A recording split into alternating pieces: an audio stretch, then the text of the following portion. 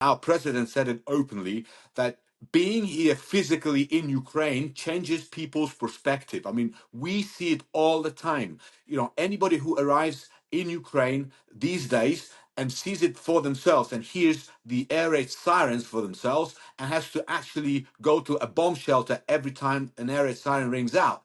That changes people's attitudes, perspectives, and approach to the whole process. So, I think the invitation is open, and hopefully Steve Witkoff will at some point come to Ukraine, to Kyiv, and hopefully that will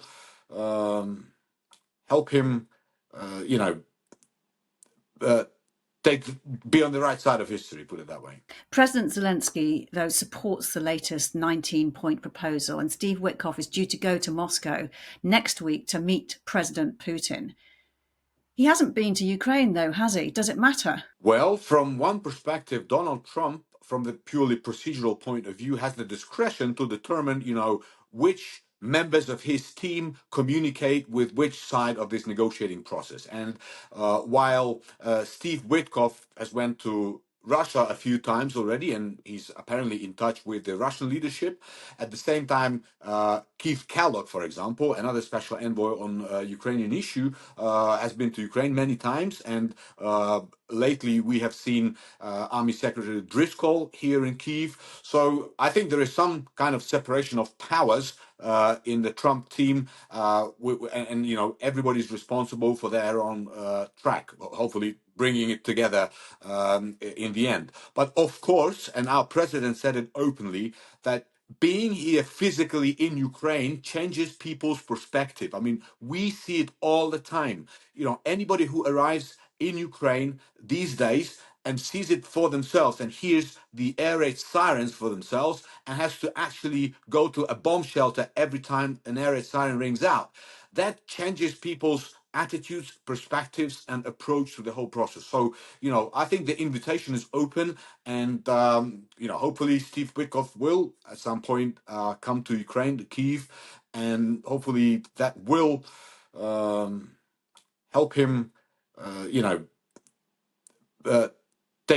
be on the right side of history, put it that way. At this stage, there does not seem to be any overlap between a plan that is reasonable to the Ukrainians and one is acceptable to Vladimir Putin. So what will come of this visit to Moscow? That's a very interesting and difficult question, Kate, because look, even if in an improbable hypothetical scenario, if Ukraine would have signed that original 28-point plan and it was presented to Russia, Russia would not have signed even on that. So what Stephen Witkoff will be bringing now to Russia is an already modified, revised, and refined peace plan, which is more in line with the national interest of Ukraine.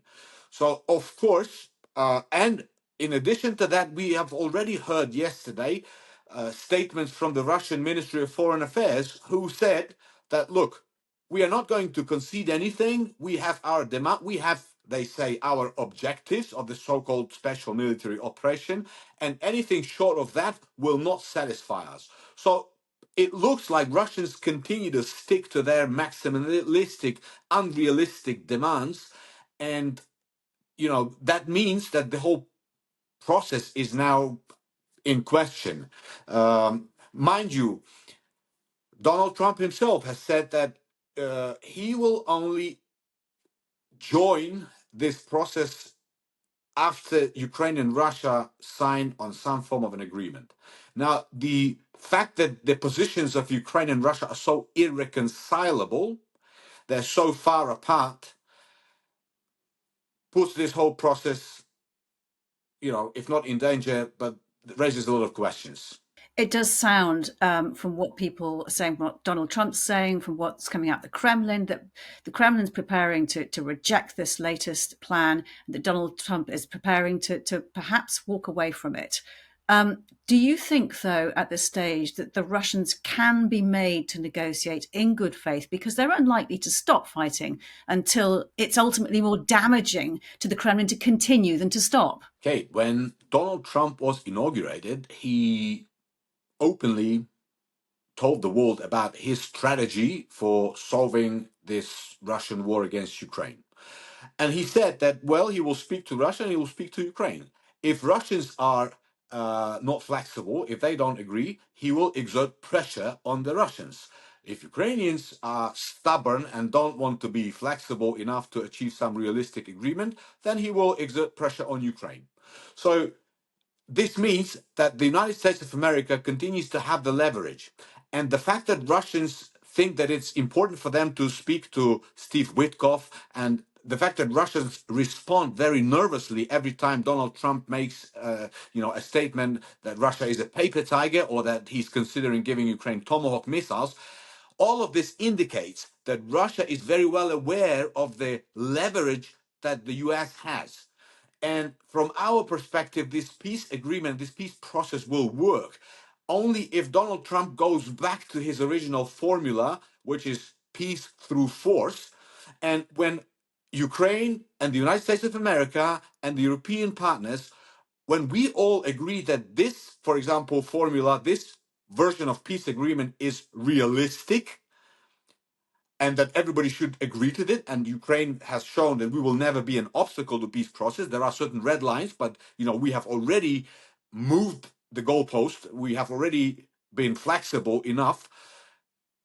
Then the United States of America will probably, and Donald Trump personally, will be facing not a dilemma, but a choice whether he exerts more pressure on Russia, and that results in Russia's being more willing to sit down at the negotiating table, or he abandons the process. Now, we hope that it will be the former, because Russian economy is in a very poor state at the moment, and it's not going to get any better.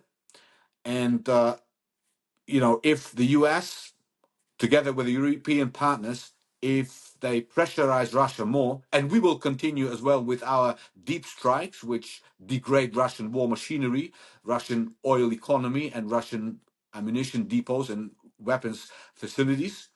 All of this may bring Russia to the negotiating table, whether they want it or not. So are you saying then that the best case scenario right now for Kyiv is that Donald Trump walks away so that you can continue taking the fight and defending your country, putting the pressure on Russia, upping the ante, upping the sanctions, so that then Russia can be forced to negotiate? Is that your point? Well, the point I'm making is that we understand very well that this war will end only when Russia is no longer capable of continuing this war. Now, that means that Russia has to run out of resources. They have millions of people, and they have no regard for human life. So, people and manpower will never be Russian problem. But the money that they need to fund their war effort could dry up. And this is where we should be looking at. We should agree between ourselves, between the Ukraine and our partners, that this is the formula that is workable, sensible, and reasonable, and it will ensure lasting peace, and it will guarantee that Russia doesn't reinvade Ukraine at some point in the future.